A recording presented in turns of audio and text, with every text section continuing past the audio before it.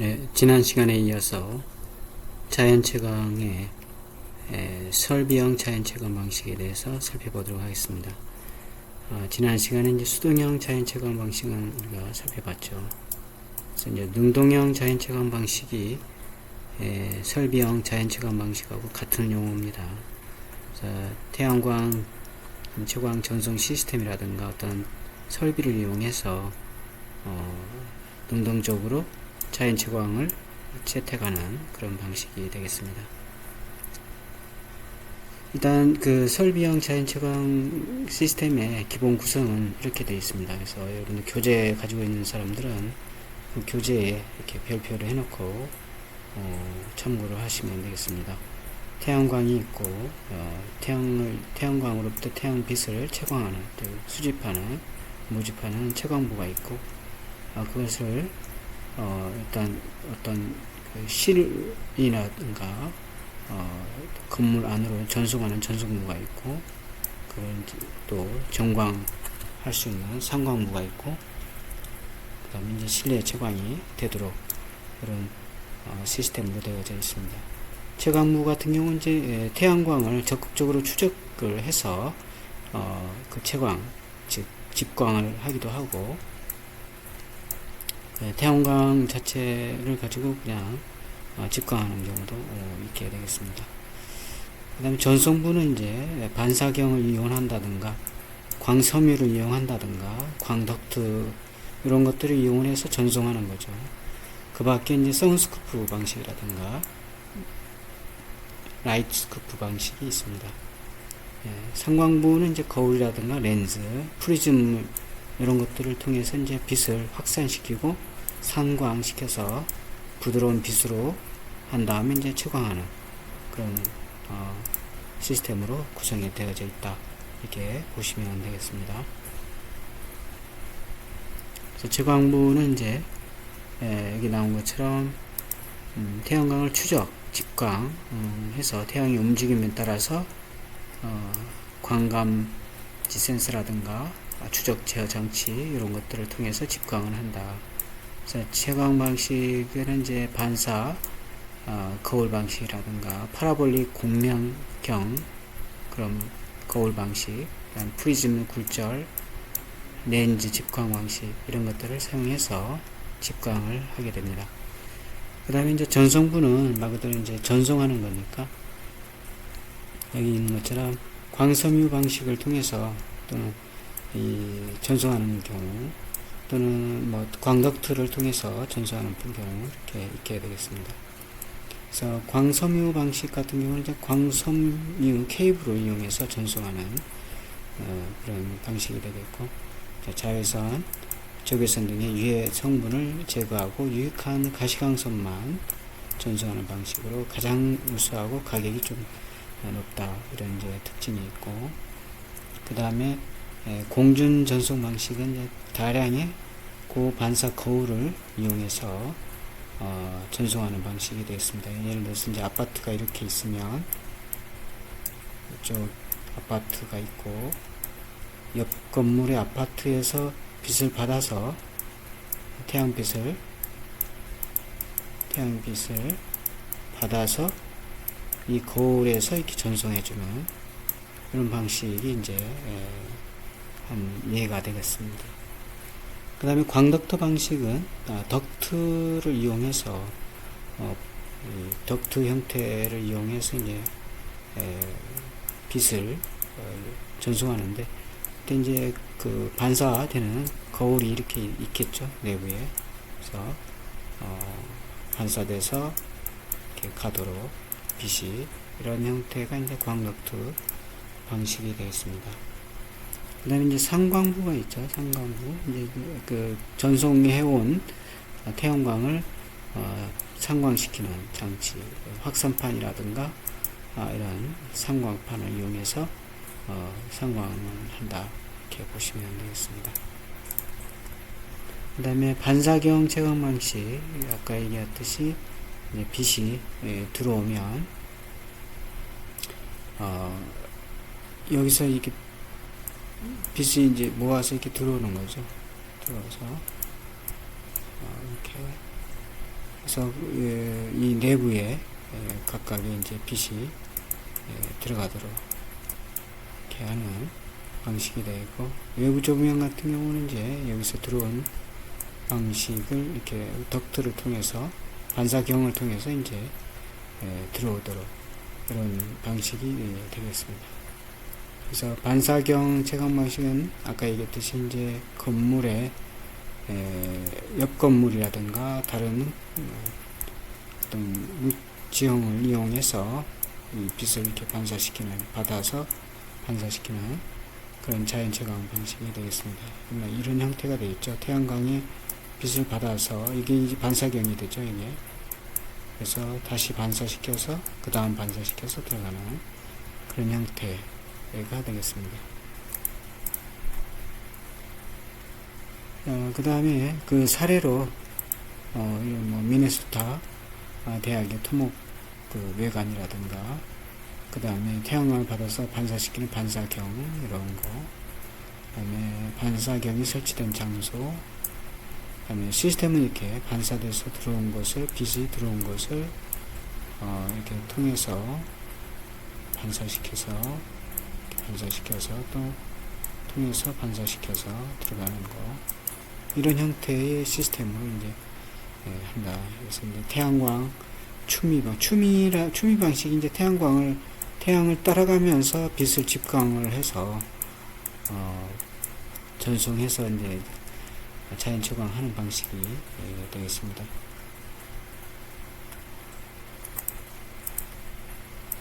그 다음에 반사 거울을 이용하여 별도의 장치 없이 빈 공간에 그 빛을 전송하는 조명 방식이다. 필요에 따라서 반사 거울을 장착하여 장거리 조사도 가능하다. 그 다음에 덕트를 이용해서 하는데, 이제 광덕트죠. 여기 이제 덕트입니다. 여기 집광을 하고 모아진 빛을 이렇게 덕트를 통해서 보내서 지하실이라든가 이런데 필요한 곳을 이제 자연 채광할 수 있도록 하는 방식이 되겠습니다. 이게 공명경, 평면경 이런 것들을 이제 이용하는 거죠. 집광하는 판이 되겠습니다. 그 다음에 광섬유는 이제 케이블입니다. 광케이블을 이용해서 덕트보다는 좀 수월하게 케이블을 연결할 수 있는 장점이 있고, 좀 단점으로 이제 좀 가격이 비싸다라는 그런 특징이 있게 되겠습니다. 지하실이라든가 이런데 이제 자유롭게 빛을 전송할 수가 있는 케이블이니까 그런 용이점이 있습니다. 이게 이제 한 직광판의 광섬유 직광판의 구조가 되겠습니다. 이제 도움이 있고, 그다음에 렌즈가 있고, 이건 이제 추미하는 거죠. 태양을 따라가면서 집광하는. 그래서 여기 태양 위치 검출 센서가 있어서 태양광을 이제 따라가는 거죠. 그다음에 이제 광섬유가 있고, 이제 기타 부속 장치가 있게 되겠습니다. 렌즈 광섬유형이 있고, 파라볼라 거울 광섬유형이 있습니다. 렌즈를 사용했느냐, 파라볼라 거울을 사용했느냐, 이런 거죠. 이 같은 경우 이제 이렇게 곡면이 있는 파라볼라 형태의 거울을 사용해서 이렇게 빛이 들어오면 집광을 해서 여기로 이렇게 광섬유를 이제 집광을 해서 광케이블을 통해서 이제 필요한 곳까지 이동시키는 그런 형태가 되겠습니다. 이건 이제 실제 사례가 되는 거죠. 그래서 이제 태양빛이 이렇게 받아지면 이렇게 이제 파라볼로이니까 곡면이니까 여기 빛이 전달되고, 그 빛이 다시 요 케이블로 이렇게 집광이 돼서 이제 선이 연결이 되어 있는 거죠. 이게 사용한다 이렇게 보면 되고, 그 다음에 광파이프 채광 방식인데, 이건 이제 말 그대로 파이프를 이용해서 빛을 전송해서 이제 사용하는 형태가 되겠습니다.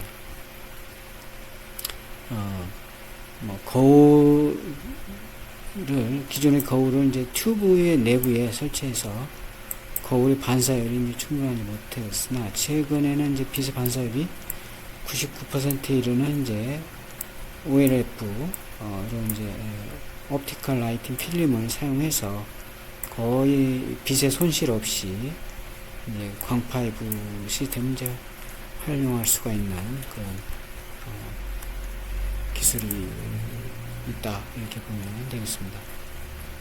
그 다음에 이제 튜브 형식으로 이제 빛을 전송시켜서 필요한 곳에서 이제 자연 채광하는 그런 방식, 적극적인 방식이죠. 그러니까 뭐 지하 공간, 지하 주차장이라든가 이런 데 이제 사용을 하는 그런 광튜브 채광 방식이 있습니다. 그래서 여기 보면 이제 광튜브 시스템의 조명 원리 해가지고 빛의 흐르면 통과 기구의 폭과 길이에 상관없이 동일하다. 그 다음에 이제 각각의 파이프는 반사된 빛의 양 중 2%만 파이프 밖으로 빠져나간다. 손실이 그렇다는 거죠. 그 다음에 파이프의 길이와 그 지름은 이제 비례한다. 이렇게 이런 이제 특징이 있게 되겠습니다.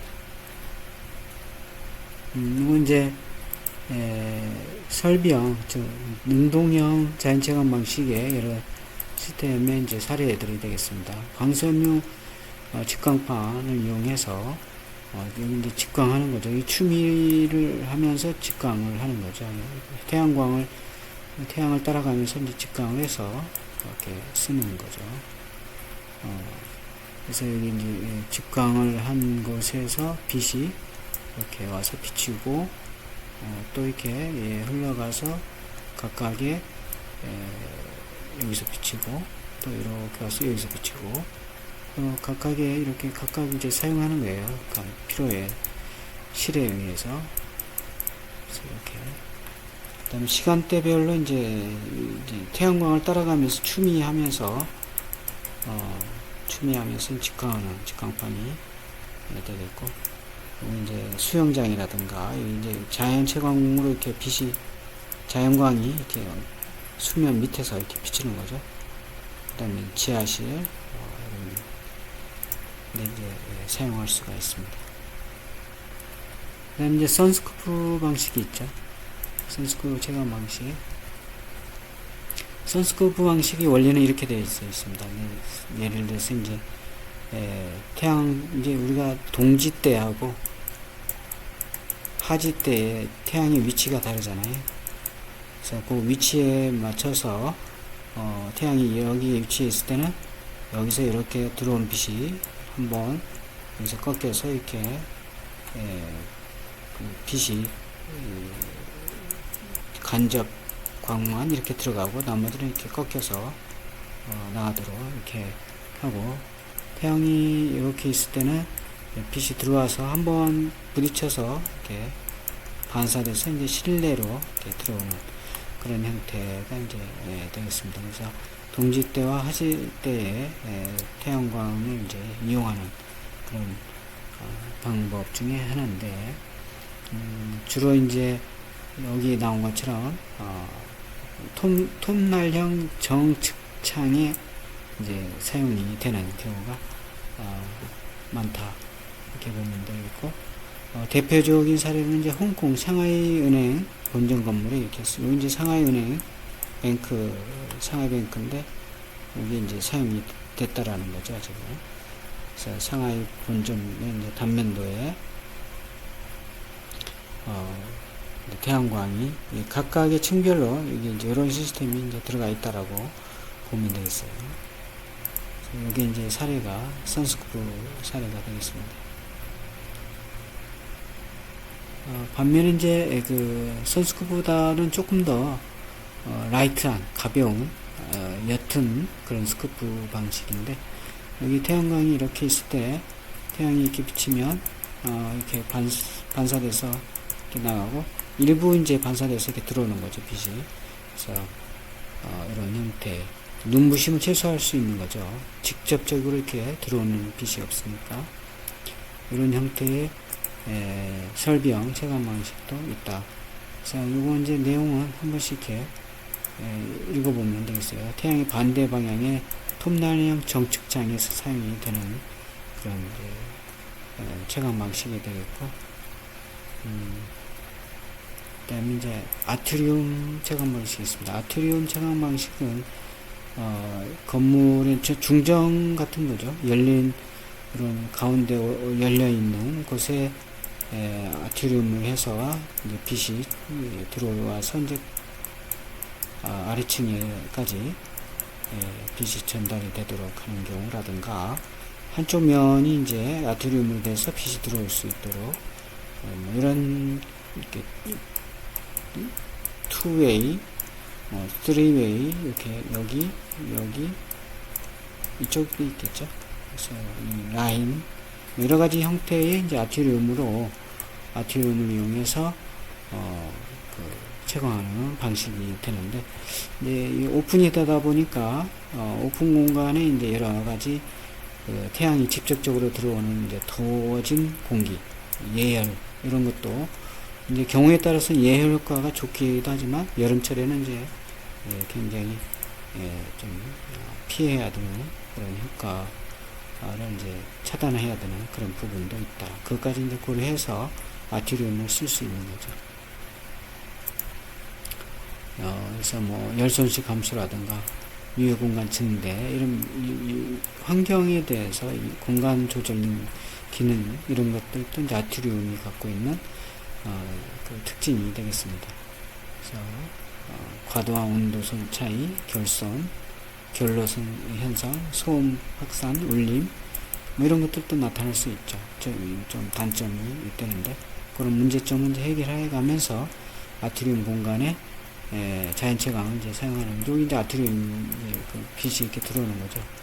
내부에 이렇게 식재가 이렇게 나무들이 심어져 있고, 이것도 마찬가지 내부에 빛이 들어와서 이제 아래층에서도 이렇게 빛이 들어가는 중정형 주택 이런 것도 있고, 이런 하얏트 호텔 같은 경우 여기 이제 아트리움에서 이렇게 빛이 들어오는 그런 형태가 되겠습니다.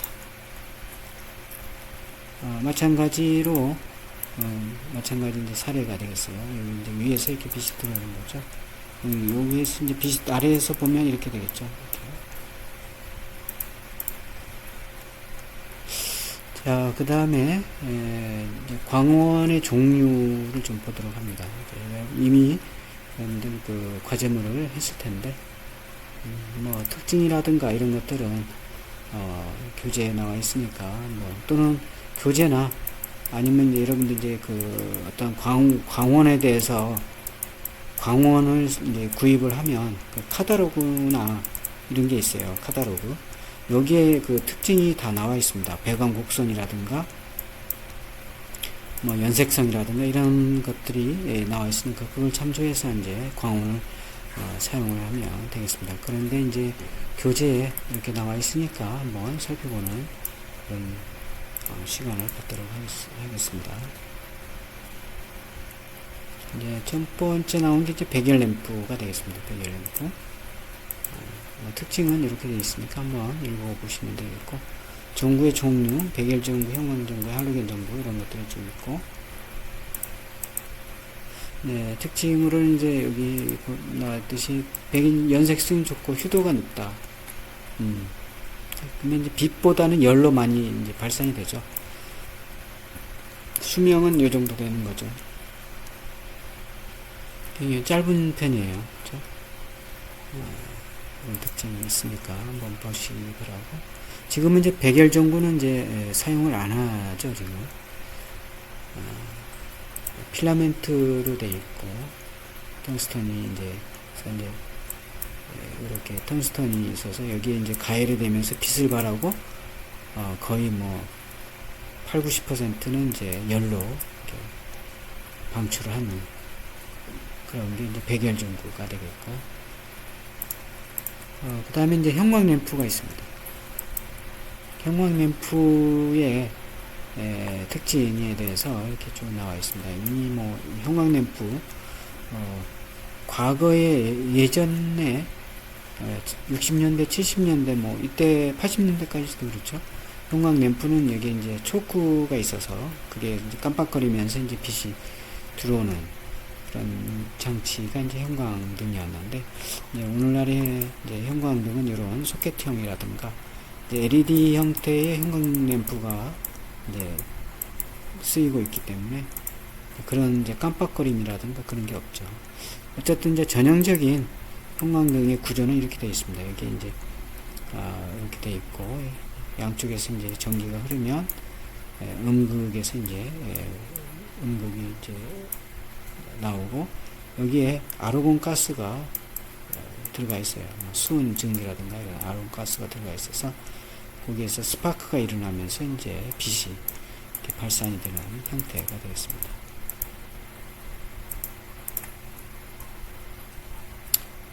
그 형광등에 대한 특징들이 이렇게 쭉 나와 있는데 한 번씩 보시기 바라고요. 형광 조명의 특징, 효율이 높다, 희망하는 색상을 얻을 수 있다. 일반적으로 알려져 있는 내용들이 되어 있습니다. 그 다음에 램프의 채도가 낮다, 수명이 길다. 백열 전구에 비해서는 이제 길죠. 그 다음에 열을 거의 발산하지 않는다. 그 다음에 이제 광속 변동이 적다. 이런 게 이제 특징이 되겠습니다. 자, 이제 형광 램프 여러 가지 다양한 형광 램프가 이렇게 나와 있고요. 그 다음에 이제 전원 주파수의 변동이 광속 수명에 영향을 미친다. 그 다음에 가동 시간이 소요된다. 이거 아까 얘기했듯이 이제 초크 담화가 있어요. 점등 이제 깜빡거리면서. 그래서 이거 이제 전통적인 이제 과거의 형광 램프가 되는 거죠. 오늘 지금 쓰이는 형광 램프는 이제 그런 부분이 이제 거의 없죠. 그 다음에 주요 온도에 영향을 받는다. 저역률이 있다. 그래서 이제 여기 역률에 대해서 55에서 65% 정도 된다. 그래서 그런 저역률과가 있고 어려움거림이 있다. 요것도 이제 과거의 형광등은 그렇죠. 요것들은 이제 8번, 뭐 9번도 그렇죠. 10번, 11번, 12번 이런 것들은 이제 과거 형광등에서 나타나는 그런 특징들이 되었습니다. 그래서 형광등에 안전기를 이제 사용을 하죠. 과거 형광등 예열식, 스타트형, 레피드 스타트형이 있고 예열 시동형이 있고 이런 이제 과거의 안전기가 이제 사용이 되는 안전기도 이제 과거의 안전기는 이렇게 큰 안전기가 사용이 됐죠. 초크 담화가 있고 지금도 이제 형광등에는 이제 굉장히 슬림한 아주 조그만하고 슬림한 안전기가 부착이 되어져 있습니다. 지금도. 그 다음에 더블 스포트형 형태의 안전기가 있고, 그 다음에 이제 3파, 4파, 5파장 램프가 있습니다. 램프. 이제 빛과 파장이 있는데, 우리가 이제 파장의 빛의 특징에 대해서 앞에서 우리가 했었죠. 참고하시면 되겠고, 거기에 이제 3파냐, 4파냐, 5파냐에 따라서 파장의 수에 따라서 이제 램프 이름이 붙여져 있는 거고, 3파장은 이제 연쇄성을 위주로 표현한 말이다. 그래서 인간의 눈에 가장 잘 느낄 수 있는 파랑, 초록, 빨강. 그래서 이 파랑색의 파장, 이런 파장들이 서로 이제 다른데, 이게 이제 가장 3파장에 해당되는 그런 램프가 되겠습니다.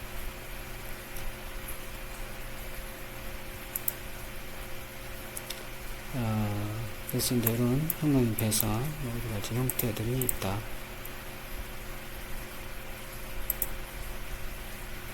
그 다음에 이어서 3파장, 4파장, 5파장 램프 같은 경우도 마찬가지 여기 이런 특징이 있는 거고, 3파장이 이제 두 가지가 더 이제 그 파장이 섞여서 연색 지수를 높이는 그런 효과가 있고, 뭐 이런 특징이 있습니다. 그래서 주로 이제 어디에 쓰이느냐, 뭐 정확한 색채를 필요로 하는 장소, 뭐 실험실, 뭐 이런 곳에 이제 쓰이는 거죠. 오파장 램프는 이런 곳에 쓰인다. 그 다음에 이제 HRD 램프가 있습니다. 수은 램프, 메탈 하이라이트 램프, 고압 나트륨 램프를 이제 총칭해서 HID 램프, 뭐 여기 나온 것처럼 하이 인텐시티 디스차지 램프가 있다. 이런 특징이 있게 되었고, 고압 수은 램프, 수은이 들어가 있는 거죠. 머큐리가 들어가 있는 그런 수은등 램프가 되겠습니다. 그 특징이라든가 이런 구조는 이렇게 되어져 있어요. 한번 보시기 바라고요. 그 다음에 고압 수은등 마찬가지 고압 머큐리가 들어가 있는 그런 램프가 되겠습니다. 장단점이 이렇게 나와 있습니다. 휴도가 높다. 뭐 등부의 전력이라든가 광속이 크다. 효율이 높다. 연색성은 높다. 이런 것들이 이제 어떻게 되겠습니다. 그 다음에 HID 램프 중에 메탈 하이라이트 램프가 있습니다.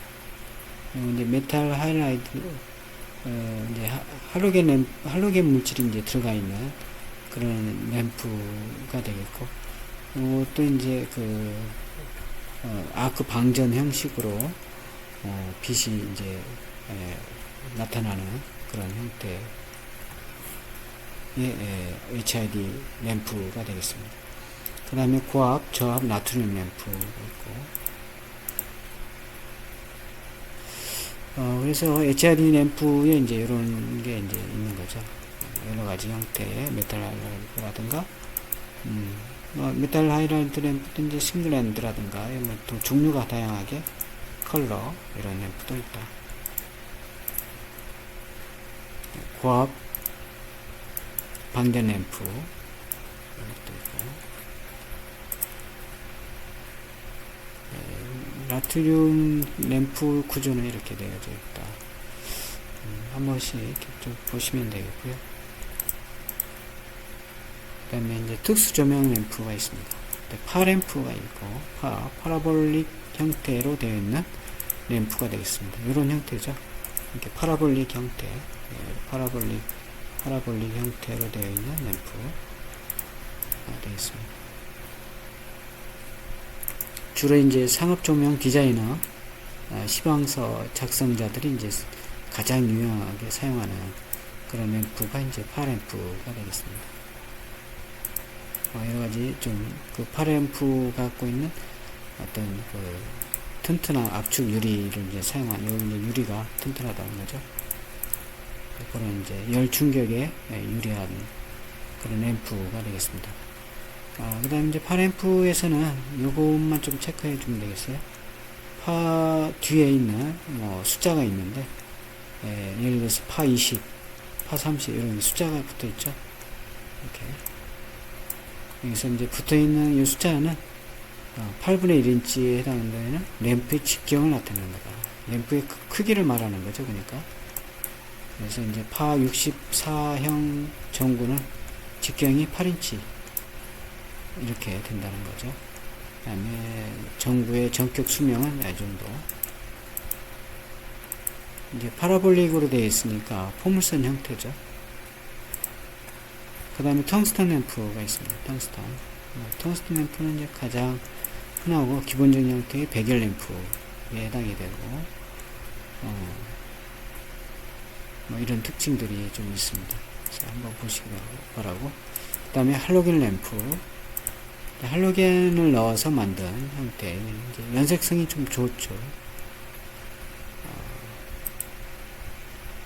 연색성이 좋다. 이제 할로겐 램프의 특징이 되겠습니다. 그 다음에 이제 뭐 반사경 할로겐 램프, 뭐 직관형, 뭐 여러 가지 그 할로겐 램프의 종류가 이렇게 있습니다. 한번 보시기 바라고. 그 다음에 텅스턴 할로겐 램프. 텅스턴 할로겐 램프는 텅스턴 램프를 이용한 그런 형태니까 장단점이 이렇게 나와 있습니다. 한번 보시고 이것도 마찬가지 텅스턴 할로겐 램프의 실물도. 그 다음에 저전압 조명 장점과 단점이 있다. 한번 보시기 바라고요. 예, 그 다음에 탄소 아크등, 그 다음에 무전글 램프, 그래서 한번 교재에 나와 있는 것들을 한번 램프의 특징을 살펴보시기 바랍니다. 그래서 이제 주요 광원 특성을 이렇게 비교한 표가 이렇게 나와 있습니다. 이거 참고하면 되는데, 우리가 조명 디자인에서 중요한 게 이제 연색성이잖아요. 나머지도 중요하지만, 수명도 중요하고, 다 좀 중요하지만, 예, 조명 디자인 할 때에 분위기를 이제 우리가 완성을 시켜주기 위해서는 연색성이 잘 디자인이 돼야 되겠죠. 그래서 백일정구일 때 이렇게 각각 광원에 따른 연색성을 이렇게 제시해 놨습니다. 비교해 놨습니다. 참고하시기 바라고. 그 다음에 방전 램프, 방전시켜서 빛을 발하게 하는, 이제 방전 램프는 고휘도 방전 램프, 이것도 마찬가지 HID 램프 중에 하나죠.